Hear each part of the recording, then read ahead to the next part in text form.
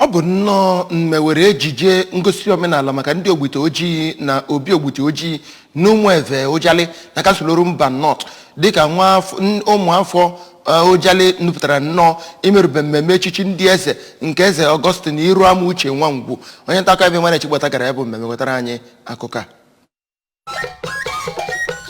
Onye eze ọdịnala onye nke bụ eze nke asaa n'obodo Ajalli bụ onye echiri ma dupụtakwara ya ọha ka ha hụ na ọgbụ ite ọjị ime obi nke bụ ebe obibi nke eze na-achị obodo. Ọṅụ nke inwe eze ọfụ dịka ọ gachagara aha one ma one bụ nke jupụtara n'ebe niile dịka a na-akụ egwu na-agbakwa egwu. Ndị mmọnwụ si n'Ajalli nakwa ụmụ nze ma ndị si kwara n'ọgbọ ebe ndị mmadụ kwụ na-elegharị anya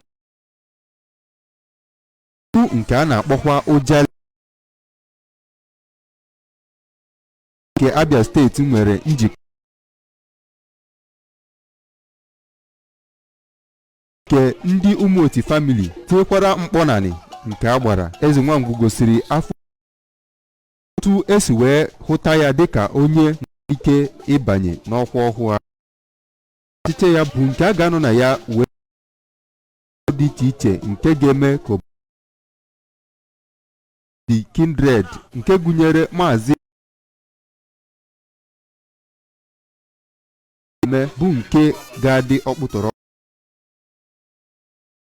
bụ Igwe wee kwuo na Ajalli bụ gọziri agọzi dịka otu onye dị ọjị si wee kwuo. Ya bụ mmemme bụkwa nke obodo ahụ banyegoro kemgbe Igwe gara aga nwụchara. Onye bụ onye isi ezinụlọ ụmụ ojii maazị Oliver Oti kwuru na ya bụ mmemme